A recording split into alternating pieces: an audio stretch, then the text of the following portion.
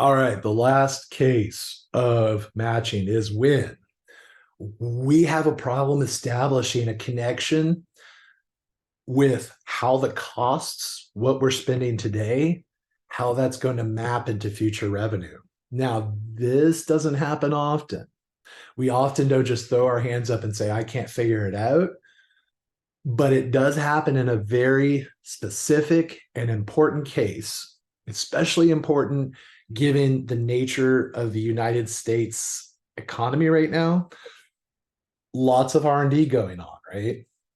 Lots of companies that depend on R&D that are creating intellectual property, that are trying to come up with patented processes.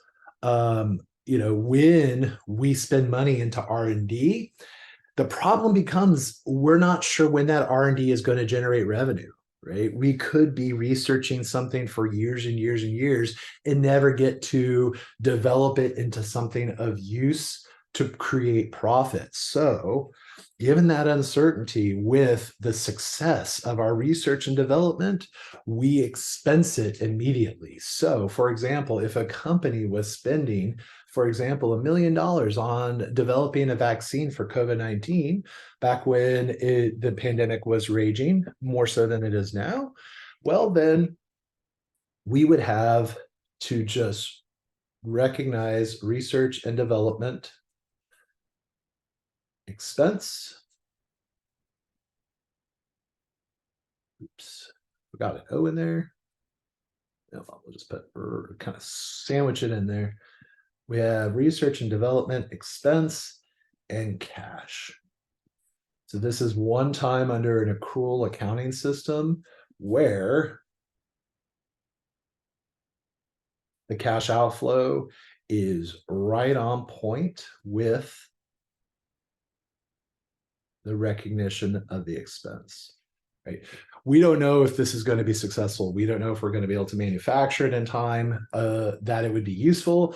Maybe we could get crowded out, right, by another company creating it before us. Whatever the case is, it's so uncertain that we don't wait for 5 years down the road when the vaccine is approved by the FDA and we're selling it and making profit to recognize the 1 million. So uncertain that we just recognize and put the entire amount of cash spent as an expense in the income statement when that cash is spent. The full disclosure principle basically says we got to give everyone all the information they need, complete information to really understand if the user is knowledgeable, which is a big if, right? We're talking about people who have most likely studied accounting as a major, not even a minor, because it takes a lot to understand all of the rules. But that is creating basically footnotes for the annual reports. And we'll see footnotes in annual reports. We won't get too far into them, but I'll show them to you. Now, there are some constraints to acknowledge. First is we got to consider cost benefit. We don't want to put out a rule, a standard, an accounting standard that companies have to follow if it's going to create more of a cost to provide the information than it would help the economy, investors, creditors to understand the company, right? We don't, this is something that you should consider in your personal life, but the FASB also considers, and they have modified standards because it just turned out that when they implemented them, when they made companies change an accounting procedure, that it became too costly to enact those procedures as frequently as the FASB had wanted. And so they've modified their standards over time in accordance with those costs to loosen them, to make it easier, because they said, hey, investors aren't benefiting much from this anyway, so why are we forcing this cost on companies? Conservatism. This is no longer an official constraint, but it happens so pervasively. I'm not sure why the FASB removed it, but they have, so I just want to let you know it is not officially in the ASC in US GAAP anymore, but it is something that frequently we do in practice. Basically, when we have two equally feasible paths to take in recording a transaction. We are going to tend to understate assets and income. So we are going to tend to want to report assets at a lower dollar value and report less net income. When we have two options, we want to take the one that does this more. Okay, so this leads to a lot of things we'll see throughout the semester. This is one of those things that I believe is important in understanding how accounting is used by investors and how accounting is recorded by accountants. This also tends to lead us to recognize losses accelerated, which means we'll recognize losses in advance. And sometimes we'll recognize losses without ever recognizing a gain in a similar situation, right? So that's another issue. It leads to recognizes losses when gains in a similar situation would not be recognized. And again, that two equally feasible outcomes, we choose the technique that will be least likely to increase my assets and income, to overstate them, right? So you should consider these. We will talk more about them. This also tends to make accounting, in terms of how it interacts with financial markets, investors tend to price good news when accounting won't have priced that good news yet. So a lot of times prices lead, they're ahead of what is being reported in the accounting records. All right, now we got a lot of definitions. I'm just going to focus on a couple, but these are all so important. Okay, assets, liabilities, you can read those. Probable future economic benefits are assets. Sacrifices of future economic benefits are liabilities. Equity is something that students tend to have an issue with. This is what is due to the owners of the company. What is due to the owners of the company? Well, we can really easily solve that by using the accounting equation or the accounting identity that assets equal liabilities and equity.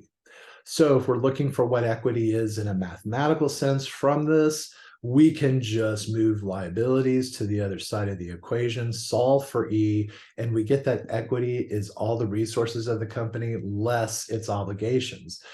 And that makes sense because in case of bankruptcy,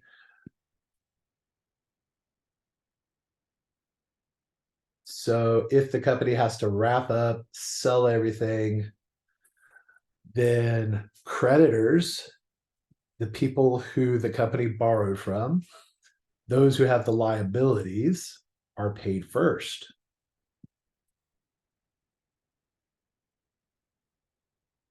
Owners receive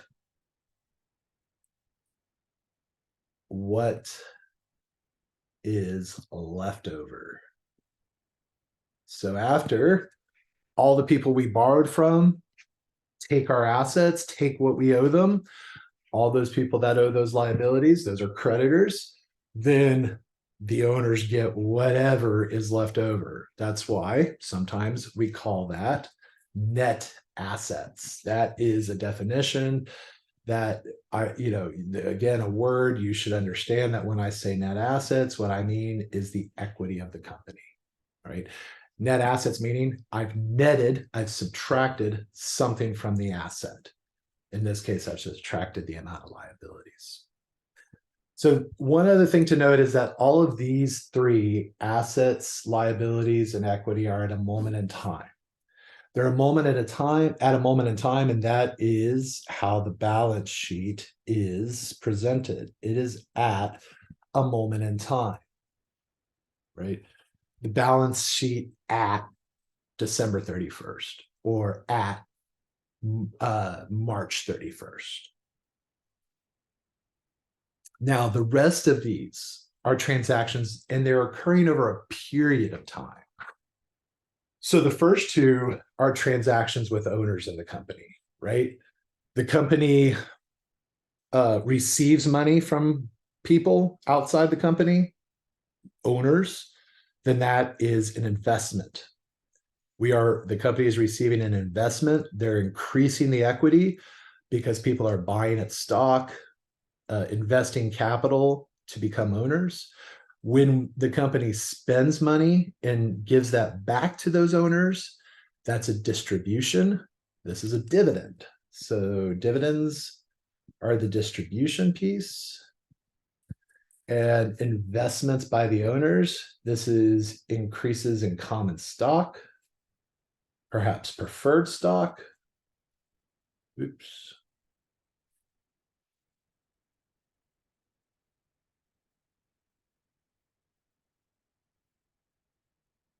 Right? Just any increase to our capital stock.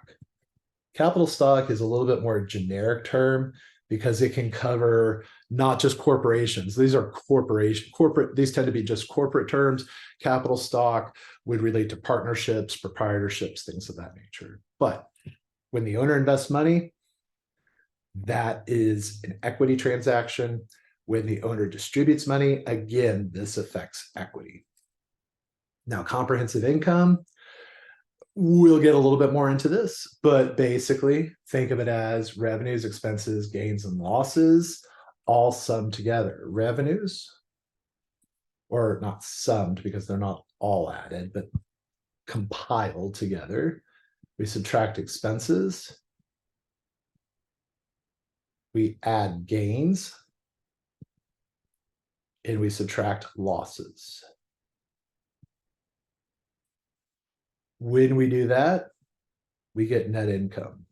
And that's essentially what this is tracking. All movements to equity that do not result from transactions with the owners. So these are all non-owner transactions. So comprehensive income is the big idea. And then, right, the combination of all these four things. And now we're going to go in and look at these in turn. So revenues, right? Remember, we got a revenue recognition principle.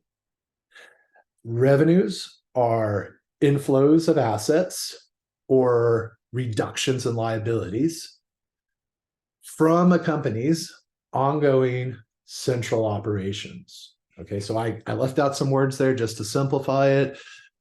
Basically, think of it this way, right? An enhancement of an asset, inflow or enhancement, that means assets are going up. So debit an asset account. I'm being generic because it could be any asset for whatever amount of money.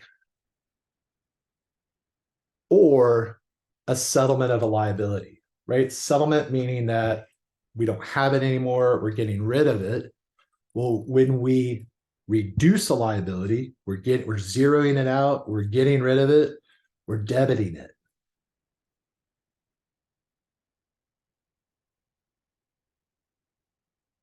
Any liability, right?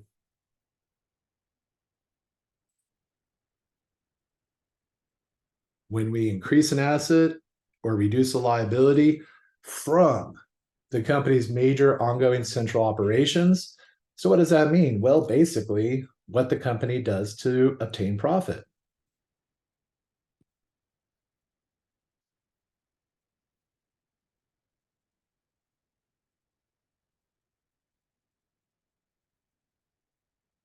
Right? The central operations. Are you a coffee shop? Are you a bookstore? Are you a car seller? Right?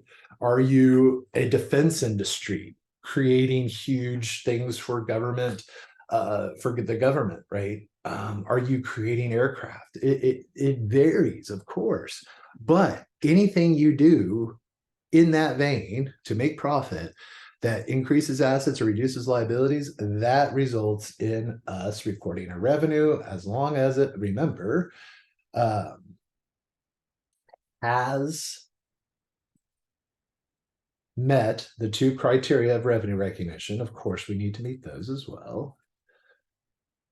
But really, what revenues are increases in assets or reductions in liabilities that come from the major ongoing operations of the company, what the company is doing to make its profit on a recurring basis.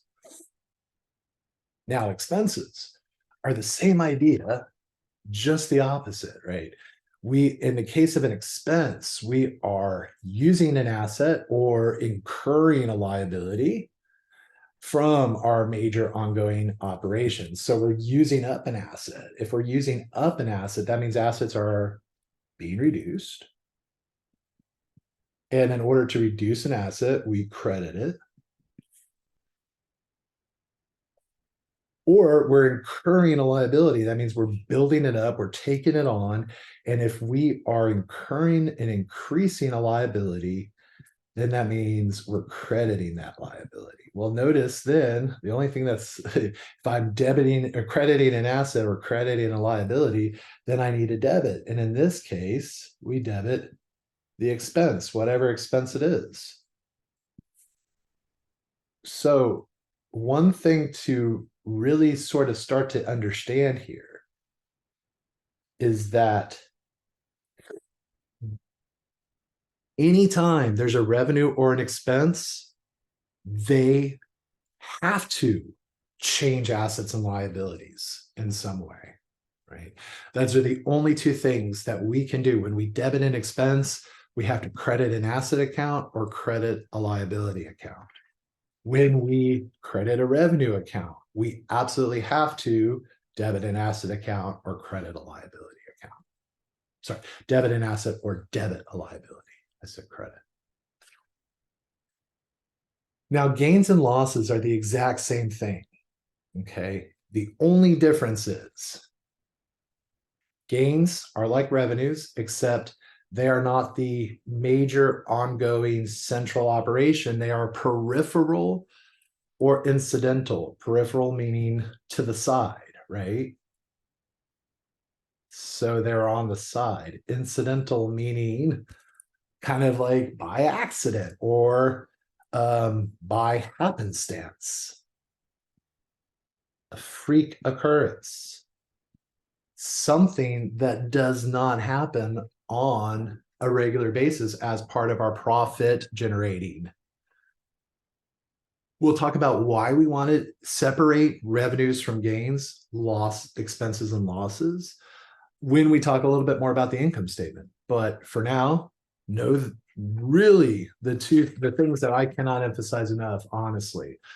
Of course, assets and liabilities, because those are basic, but people tend to understand those pretty well. Equity, you need to probably noodle around that a bit, process it, marinate it in your head, try to figure out what equity means exactly. The math should help you really understand revenues and expenses. They will help you a lot when you're recording transactions, because like I said, if you record a credit to a revenue, that debit has to either be an asset or liability. Anytime we recognize a revenue, it changes an asset or liability. Anytime we record an expense, it changes an asset or liability. And then revenues and expenses, as opposed to gains or losses, the only difference is whether it's in the company's ongoing central plan of profiting or whether it's just something that happens coincidentally on the side, right? Not our major ongoing piece of business.